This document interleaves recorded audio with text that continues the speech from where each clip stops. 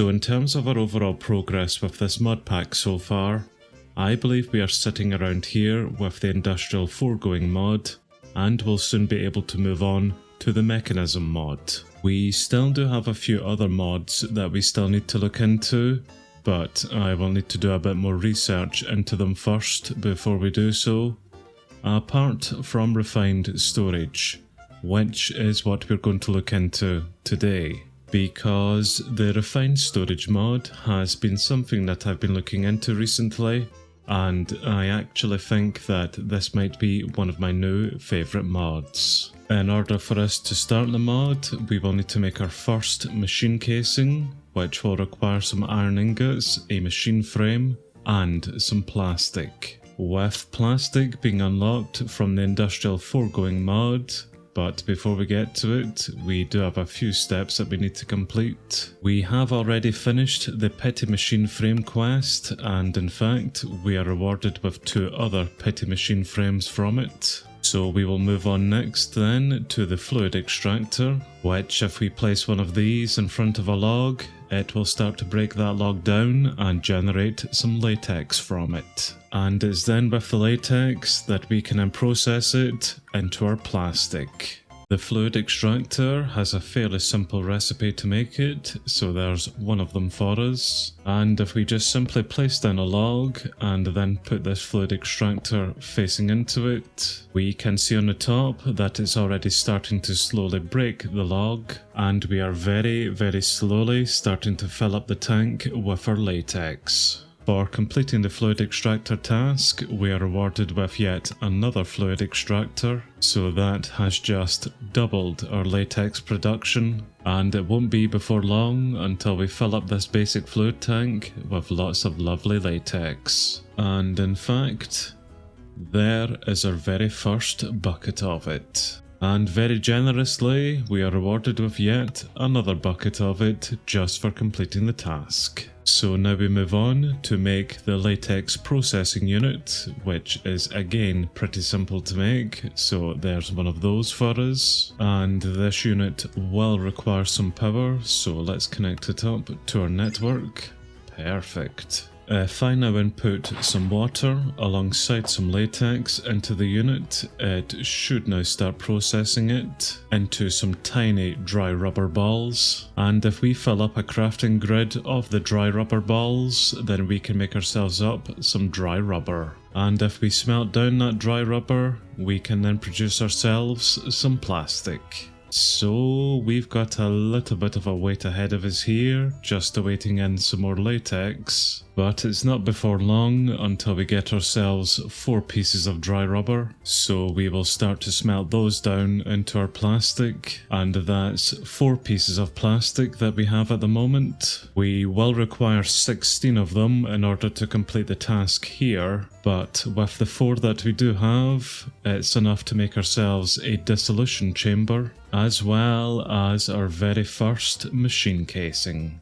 With the dissolution chamber, what we can do with it is input a new recipe for our petty machine frames, which will now just require an oak log, iron ingots, copper gears, and some latex to make. And we have an abundance of all of those items now, so the dissolution chamber will slowly start to process that into some easy machine frames for us. But that is enough of industrial foregoing for us at the moment. Let's now move on into the big boy. And for completing the machine casing quest, we are rewarded with some nether quartz, and we are certainly going to require a lot of quartz for this part. So let's get started then and create our first controller. The controller is the hub component for the refined storage mod and can be created using quartz enriched iron, silicon, a machine casing, and an advanced processor. The quartz enriched iron is a simple recipe using iron ingots and our nether quartz, so we will make a few of those. Silicon is created by smelting down some nether quartz into it, so we will get an entire stack of nether quartz, then smelting down into our silicon. The advanced processor is another smelted item using a raw advanced processor, which we can create using a diamond, redstone dust, silicon, and a processor binding, with the processor binding being created using string alongside a slime ball. We don't yet have a good way of getting slime balls, so in the meantime I will take out some more magma creams, and if we place them into our centrifugal separator, it will separate them into some blaze powders alongside our slime balls. So there are a few processor bindings then for us. And that is then everything that we require to make the raw advanced processors, which we will also stick into the redstone furnace and allow that to smelt down into our advanced processors. And that is then everything we require to make the controller. I don't have a good spot for this yet, so for now I am just going to place it here in this room, and we will connect it up to our network to power it on. So I skipped ahead a little bit, and in that time I've created a few more parts for our network grid. The grid parts in front were pretty much created with the same components that the controller was, but I really want to get into the function of the refined storage mod here, so just skipped the creation of each part. Now, what I want to do next is connect the network grid here to our main storage grid, and the way that we're going to be able to do that is through the use of a network transmitter as well as a network receiver. These are fairly expensive components to make, but we do have those components. Well, some of them. The ones missing here are fairly simple to make. So there is the network receiver and there is the network transmitter. And I always manage to place these down incorrectly, but we will place down the network transmitter for our network grid here, and very quickly before we place down the receiver, if we come into the crafting grid here, we can see that there is nothing inside of the crafting grid at the moment, but after we set up our receiver to the main storage grid here, then hopefully we will start seeing some of these items populate that crafting grid. And in order to connect the receiver up, I will require an importer as well as a network card.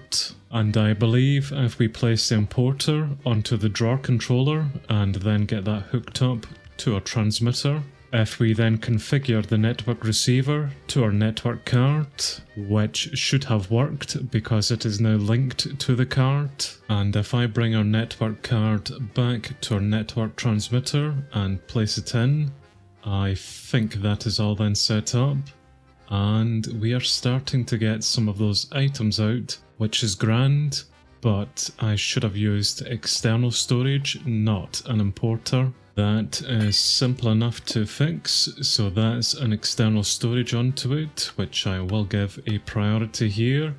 Good, let's go back and check. Yup, that has done the trick, and our crafting grid here is now full of all of those items within those storage drawers. And now we can get on to the part that I really love about this mod, automating our crafting. So I'm going to stick down the redstone furnace just there at the moment, and let's get this thing powered on. Now, if I place a crafter on top of it, and I will need to spin that around, which means I will require a wrench, so that the block then faces down into the redstone furnace, and I then get an importer onto the back of that, and then hook all of this up to the main grid line. What I can now do is come into the pattern grid and give it some patterns, then look up a recipe that I can teach that pattern, such as how to turn iron ore chunks into iron ingots, which that's then the recipe for it, so we will then teach that as a pattern. And in this crafter here, if I then give it the pattern, what I can then do with the main crafting grid here is then come into it and search for iron ingots.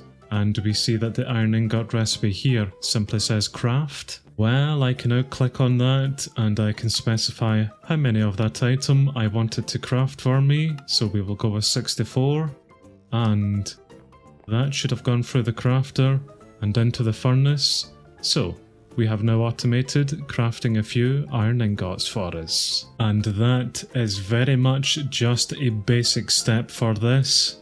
We can teach this grid system so many more different patterns for so many different more recipes. And I have just seen in our quest log for making up those transmitter and receivers, we actually get out a receiver and a transmitter as a reward. So I've hooked them up then to our main storage here at the front, and we should now have access to both of our storage units. Alright then. Let's put this thing to the test. I want to make myself a wireless crafting grid next, which will basically just allow me to access our storage units and network grid here wirelessly. And in order to make it, we will require quartz enriched iron, an ender pearl, a crafting grid, and an advanced processor. We already know how to make those parts, but now it's time for our network grid here to learn how to make it by itself. And we will start off nice and simply by teaching it how to make the quartz enriched iron, then a bit more complicated by having to make the grid, as well as the raw advanced processor. Now the grid here is a little bit more technical for it to make, because we will also now need to teach it how to make some glass, as well as all of these different type of processors, and the machine casing. Glass of course is nice and easy, just by smelting down some sand. For these other components, we will need to teach it how to make these different parts. So that's how you make the raw basic processor, and that is then how you smelt that raw basic processor into a basic processor. And it's the same story for all of the other cores alongside processors. We will place in the patterns which will require to be smelted into them into the redstone furnace crafter, and the rest of them then just simply into this normal crafter, which we will need to upgrade this crafter actually to give it some more recipe slots. And we can upgrade the crafter to an iron crafter. Well, I say we, what I actually mean is this network will do that for us. And we are fast running out of patterns, so guess what our machine will be learning next? And in fact, that is the last pattern that we can create at the moment, so the network here will need to make us some more. Alright then system, why don't you make us 10 patterns to begin with? And I think we have everything there, or at least this machine should be able to craft all of that for us. Yes, we are starting to process sand into glass, which I can see happening over here. Perfect. That will be fed straight back over here then, and we should eventually start getting out our patterns. Whenever we do eventually get into the mechanism mod, then we can greatly increase the speed of how we start producing some of these items. But for now, we will just simply go for the thermal series ones. It's doing the trick at least. Well, I still want to upgrade our crafter here to an iron one for some more recipe slots, but I did have to create my own crafter at the moment, which I will put into the system, just so we can then make another iron one. You are missing a chest. That's okay, we will teach the system how to make its own chests. And as long as I don't tick the exact box there, then the patterns that it makes these things from should be based upon whatever items it has within its storage at the time. And that seems to be everything then in order to make the iron crafter, so go on in system, make that for us. Thank you very much. And we will simply take out the smaller one and replace it with the bigger one. And the system should now be able to make most of the components here towards making one of those grids, apart from a machine case, which is a little bit more complicated to make, but not impossible. So I'm going to grab this sequential fabricator for a moment, and I will plop it down just there at the moment. We have our latex processing unit, which is still creating us our tiny dry rubber balls. So what I'm going to do is place an importer onto the back of it and then bring a line all the way up to our storage units, and I will place an exporter onto the sequential fabricator, then get this hooked up. I will also need another importer actually, which could be another recipe that we teach this thing.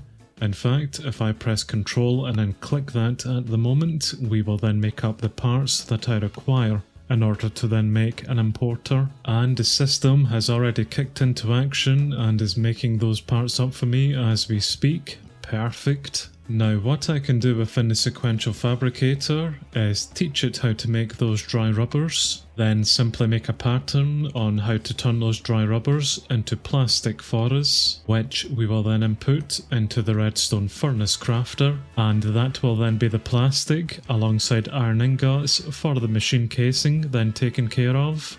Just the machine frame left, which we can simply make the machine frames now within an induction smelter using the items here. So once again, there's another pattern that we can teach, and we will add another crafter then on top of the induction smelter to make that for us. But long story short, after we come into the exporter here for the sequential fabricator and add the tiny dry rubbers, that then seems to be everything that the system needs to know in order to make the machine casings. And I can see that it has already started to process that. Brilliant. So the system now officially knows how to make everything here in order to make a grid, and I can hear things whirring away here as if that is happening. Absolutely fantastic. So that should then finally be everything we require in order to make the wireless grid. But in order for it to operate, we will require a wireless transmitter,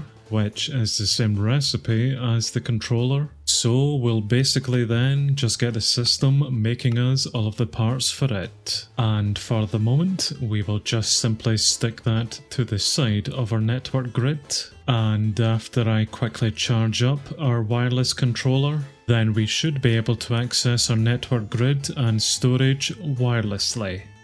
Brilliant. And if we ignore the fact that I created the wrong thing and it was a wireless crafting grid that I was supposed to make, then if we use that, we can then use it to start crafting items from our storage wirelessly. And all of that is why I really enjoy this mod.